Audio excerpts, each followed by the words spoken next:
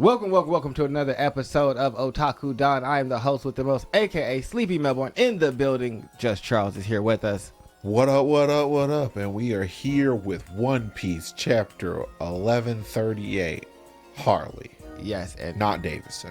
Not at all. Cover art starts with Who's Who being served drinks by some geishas while another geisha plays some music.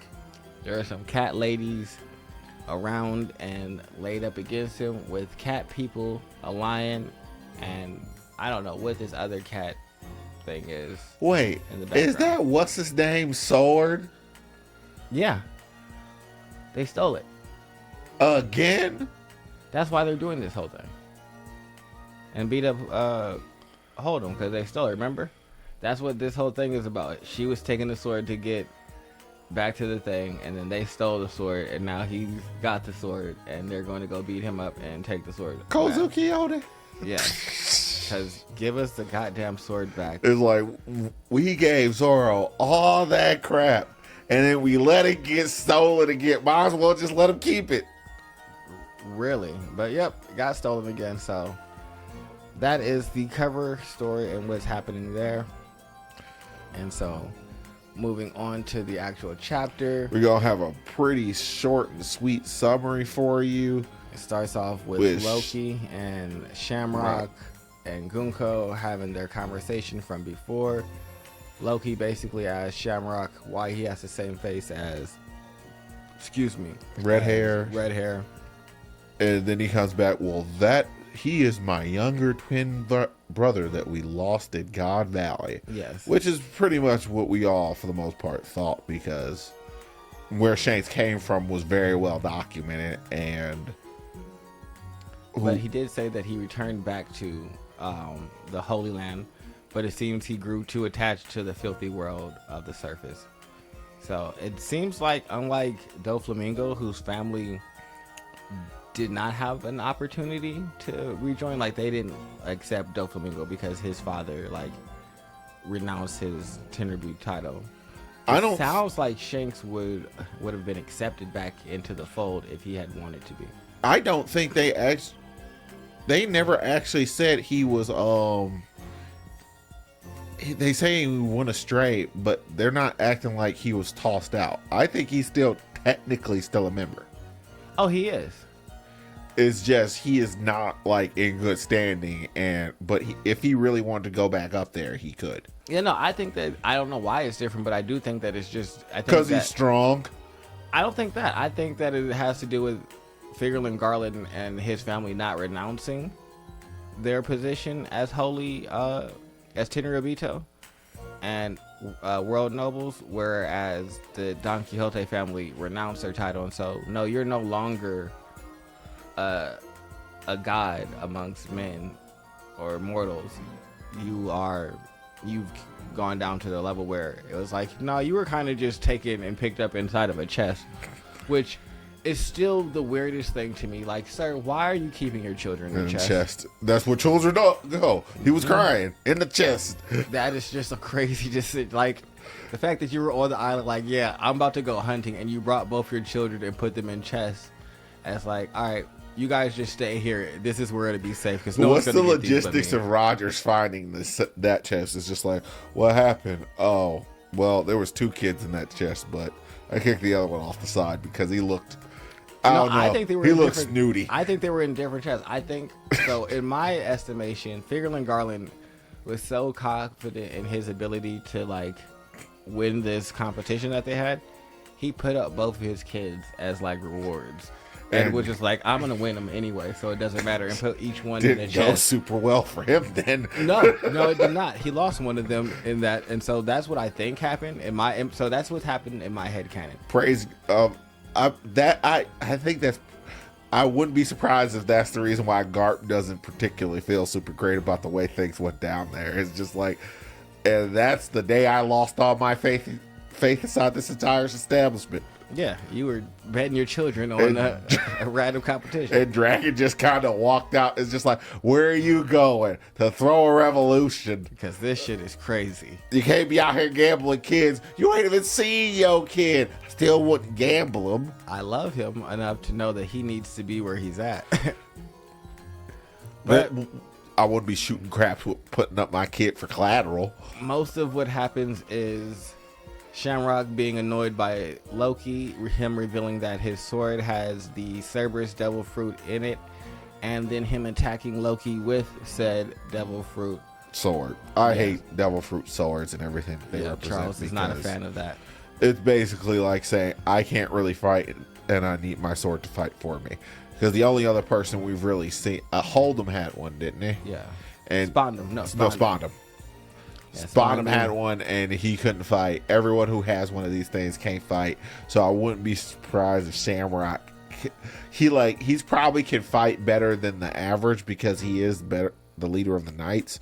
But I also don't really think any of, I have no faith in the Holy Knights as an establishment.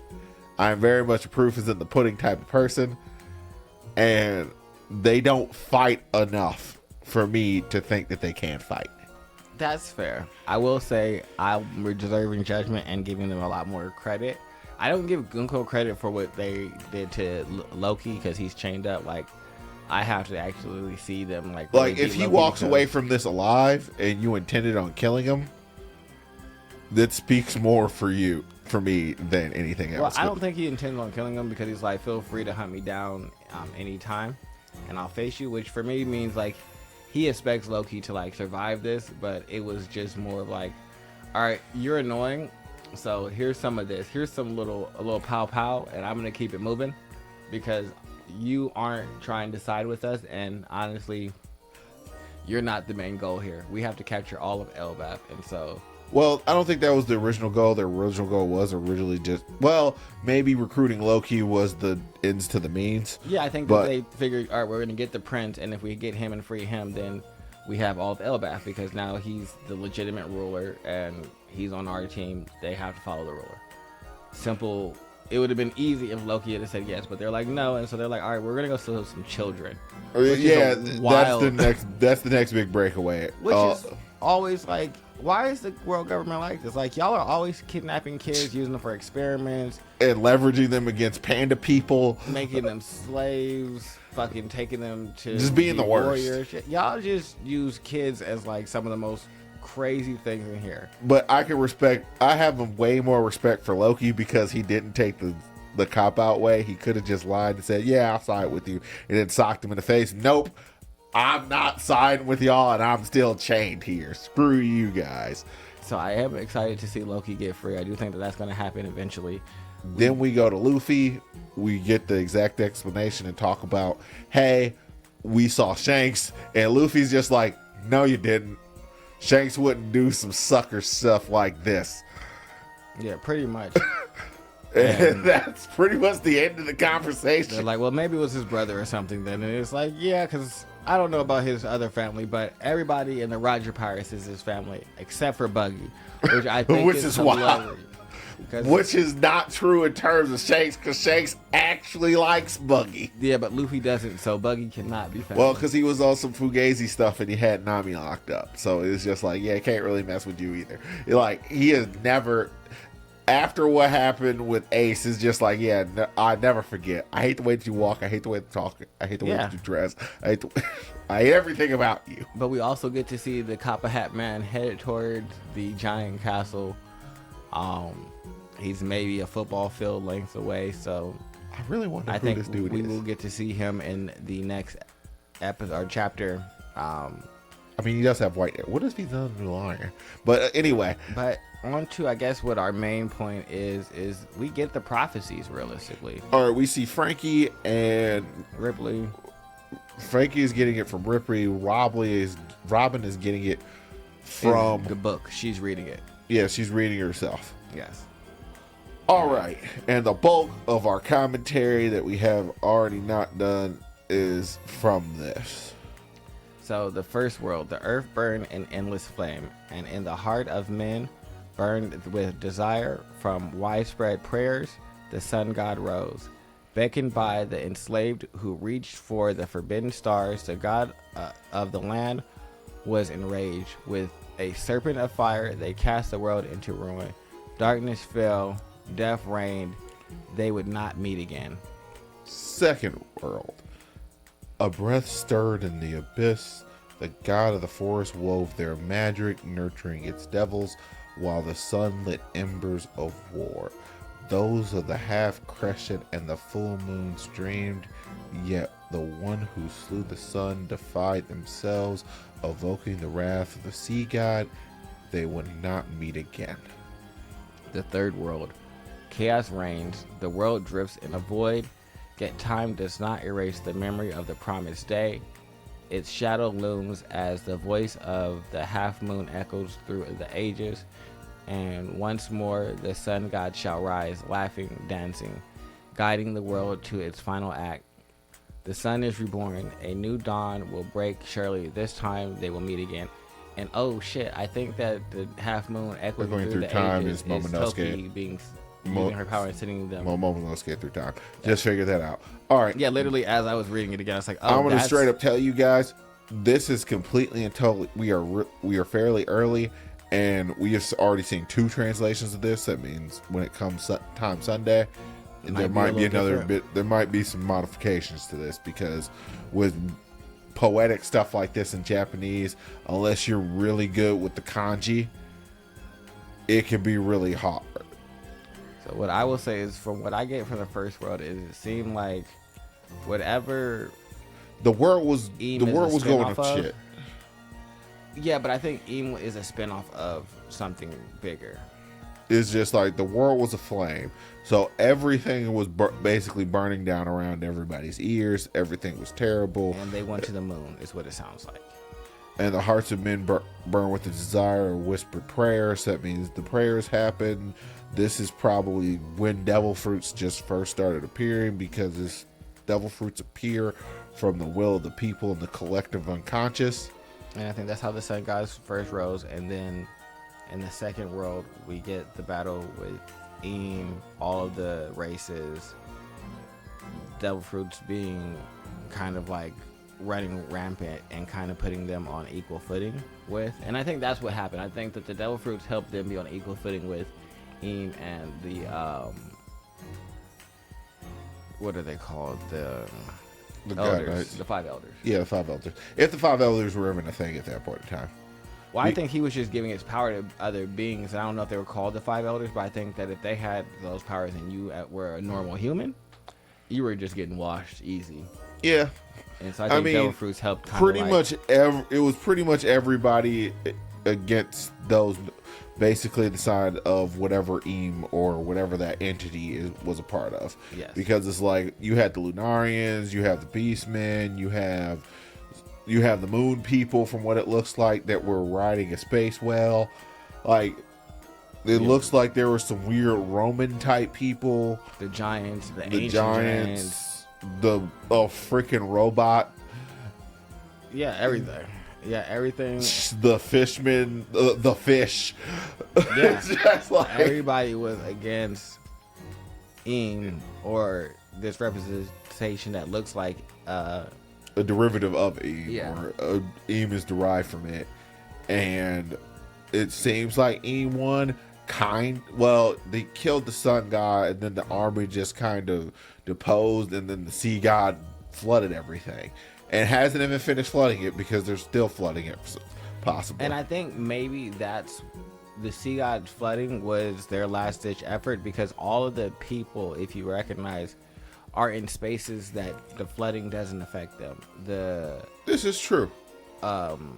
Kazuki are on Wano, which is raised above where the waters come and everything like that. Like, they just move up.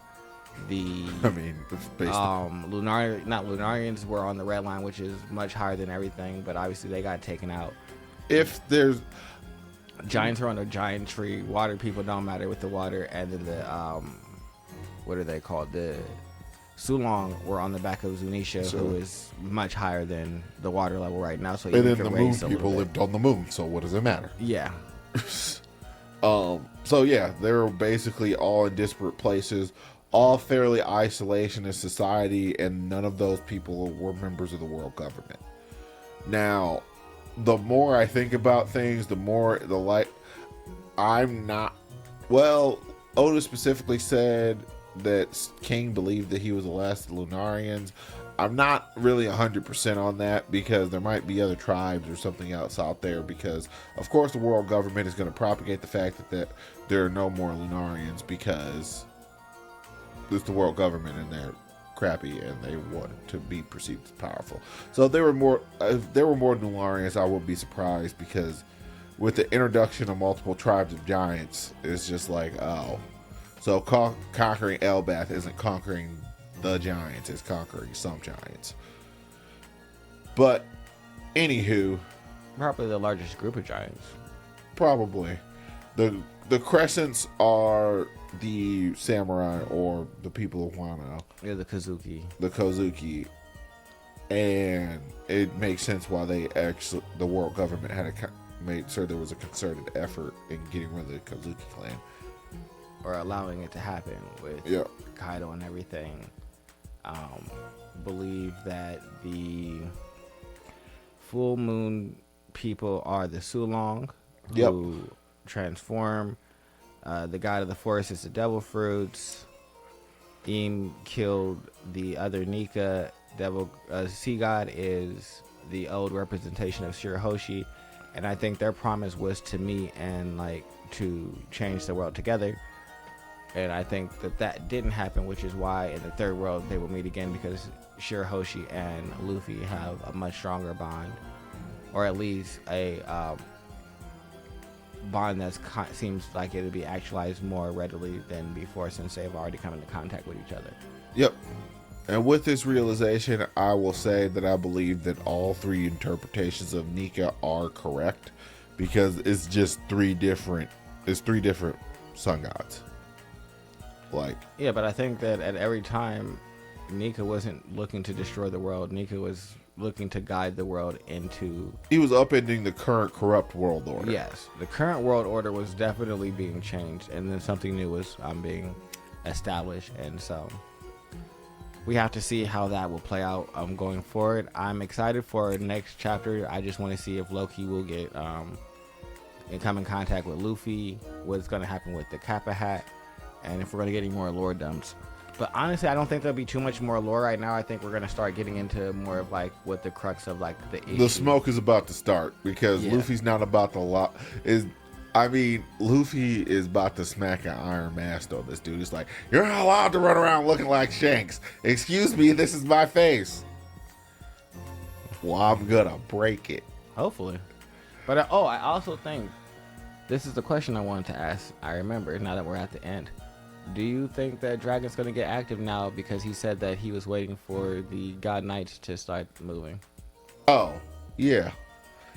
I mean, Dragon has, now that they're actually sending the, God, why can't I remember the name of Mars, Saturn? Oh, the 5 Elder Stars? 5 Elder. So now that the 5 Elders are starting moving and the God Knights are out in the world and they can actually be picked off.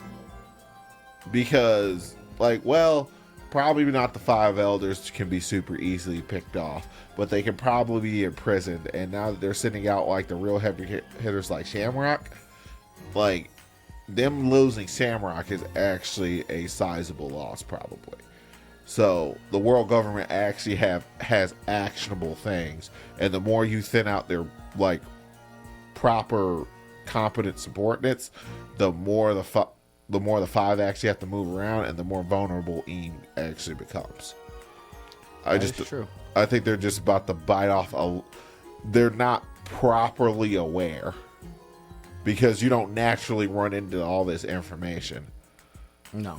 So it's very possible that they're going to bite off more than they could chew a little bit.